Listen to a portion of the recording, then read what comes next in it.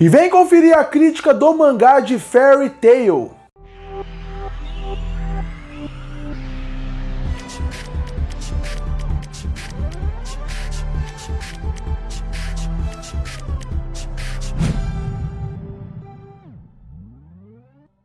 E em 2006 lançava o mangá de Fairy Tail, mangá esse que ao mesmo tempo iria ganhar uma grande quantidade de fãs e ao mesmo tempo iria ganhar uma grande quantidade de inimigos, de hates, porque ele sempre foi um mangá que sempre teve essa polarização no mundo dos animes e dos mangás, porque o mangá que lançou entre os anos de 2006 e 2017 e teve 63 volumes gerava essa percepção nas pessoas, e o anime não foi diferente. O anime que lançou em 2009 e foi se encerrar em 2019 com um total de 328 episódios, também teve essa polarização. Muita gente amava Fairy Tail e muita gente odiava a obra.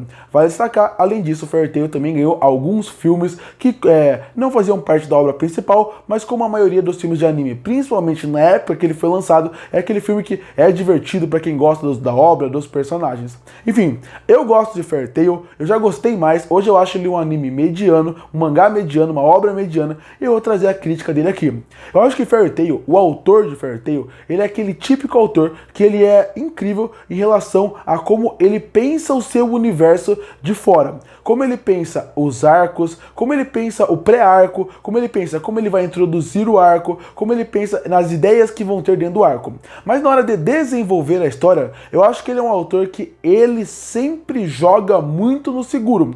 E por causa disso, ele sempre jogou, sempre no clichê do gênero shonen. E isso acabou prejudicando muito Fairy Tail como um todo. Mas eu vou explicar um pouco melhor. Fairy Tail é um anime que tem bons momentos em quase todos os arcos. Até o final, o arco final é bem ruim. Mas quase todos os arcos têm seus bons momentos. E todos você consegue se concentrar muito no seu início de arco. Quando você realmente começa a conhecer um pouco mais daquele novo local, universo, guilda que você está entrando. Aquilo é interessante. Mas como vai desenvolvendo o anime e o mangá, principalmente, que é o foco aqui, vai se perdendo. É bem verdade, o mangá demora um pouco para engrenar. Os primeiros capítulos não são uma leitura tão fácil, demora para você realmente querer se interessar pela obra. Mas quando você interessa, você vê que a Fairy Tail é uma guilda interessante e tem momentos bons.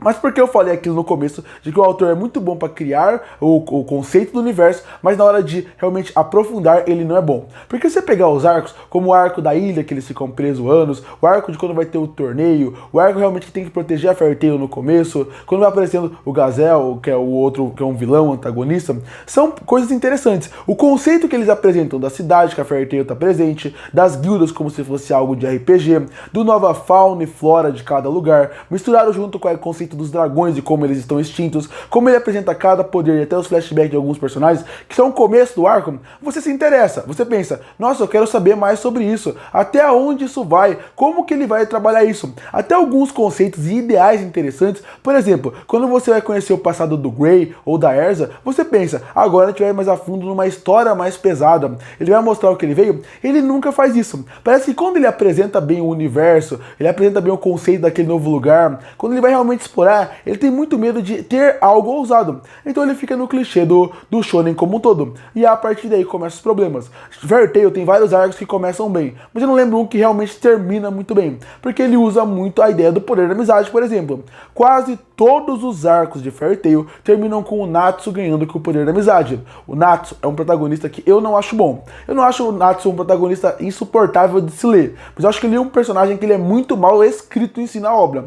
O Natsu é aquele personagem que você não vê que ele teve quase perto da morte, teve a superação, ou ele realmente ganhou um poder novo e a partir daí ele teve uma superação. Não, ele simplesmente sente o poder da amizade dentro dele e a partir daí isso ajuda ele a ganhar a maioria dos arcos. Arcos que inclusive ele não precisava ter ganhado. Existem arcos como o da Erza que ela deveria ter terminado o arco final. Arcos como o do Grey, que ele ser um protagonista faria muito melhor para a obra. Até arco da Lucy, quando foca um pouco mais em relação a como funcionam as suas suas invocações ali seriam interessantes, mas não, ele tem que ser o protagonista, e ele não é tão carismático assim. Tudo que o rap tem de comédia, carisma, é legal ver o rap como uma comédia ambulante, ali o Natsu não funciona tão bem. Como eu falei, eu não acho o Natsu um bom protagonista, não é insuportável de ler ele, mas ele não é um bom protagonista, e isso vira um problema. Inclusive, dos 4 principais, se parar pra pensar, os que tem mais espaço são a Lucy e o Natsu, e o que tem menos espaço é o Gray e a Erza, comparado dos 4 principais. E os dois que tem menos espaço, que é o Gray e a Erza, são muito mais interessantes que a Natsu e a Lucy, e a Lucy é mais interessante que o Natsu também.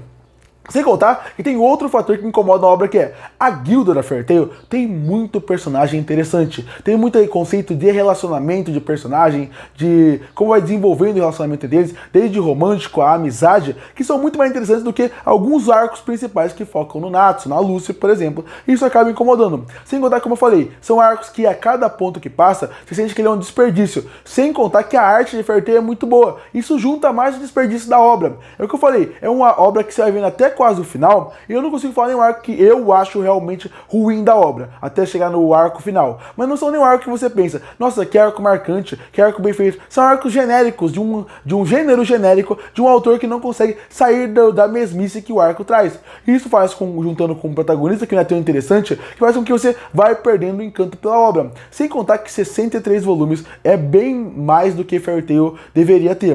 Na minha opinião, Fairy Tail deveria ter menos arcos. E a prova disso é o arco final. Porque quando chega no arco final, você vê que o autor se perde um pouco em como terminar a obra. Sem contar que ele não queria terminar a obra de Fairy Tail. Tanto que acabou Fairy Tail num final bem ruim. O final de Fairy Tail é ruim porque ele não é um final, ele não é uma conclusão, ele é um até logo. E quando dá esse até logo, hoje ele está escrevendo de novo Fairy Tail. Fairy Tail acabou, ele escreveu spin-offs, ele escreveu agora essa nova mangá que envolve esses 100 anos de Fairy Tail. Então a partir daí, acaba incomodando bastante o final da obra. Por isso, e o arco final. E por que o Fairy Tail também é um mangá que enjoa muito pra quem tá lendo? Porque parece uma repetição de fórmula, parece uma repetição de arco, parece uma repetição de conclusão. Então a partir daí vira um mangá que ele é repetitivo, ele é cansativo, ele é enjoativo. E com o protagonista que não empolga tanto, acaba decepcionando mais ainda. Apesar de ter bons personagens secundários, ter uma boa arte, uma boa comédia, boa sequência de ação e bons pensamentos para arco, o arco da ilha é um ótimo pensamento para fazer a partir dali. Apesar de tudo isso, ele vira só um mangá mediano por tudo que ele entrega além disso.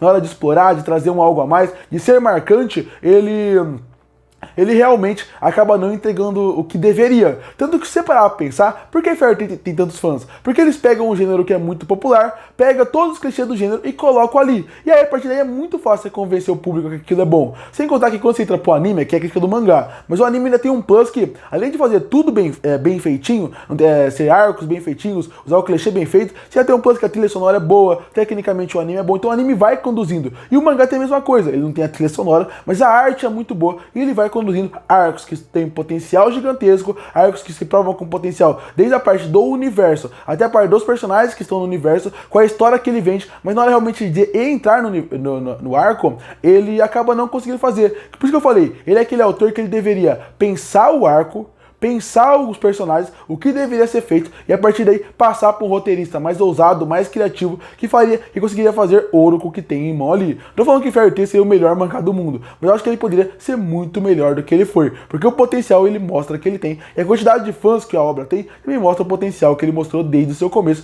e que nunca chegou no seu ápice. Na minha opinião, Fairy Tail é aquele mangá que ele sempre mostrou um potencial, mas nunca conseguiu chegar lá. Com um protagonista que é só um clichê ambulante, com personagens secundários que tem potencial de ser protagonista, que são mal utilizados, e com um universo rico e vasto que é muito mal explorado. Concluindo, Fairy Tail eu não acho um mangá terrível como muita gente acha, mas também não acho tão bom como muita gente acha. Eu acho só ele de um mangá de mediano para baixo, um mangá que tinha um potencial para ser muito melhor do que ele foi, um mangá que tem um universo interessantíssimo, com um potencial gigantesco de crescer, explorar, expandir, com uma arte muito bem feita, com realmente algo que poderia ser a mais. Mas infelizmente o autor é muito melhor em pensar no seu universo do que criar e desenvolver ele. Isso fica visível aqui, em 63 volumes, que acaba se tornando um mangá cansativo, enrolado em vários pontos, alguns arcos bem arrastados, e no final, um final que é decepcionante, com um protagonista que não funciona tão bem. No fim, como eu falei, Fairy Tail pra mim é um mangá só de mediano pra baixo, mas é inegável que ele tinha potencial para ser muito melhor do que ele foi.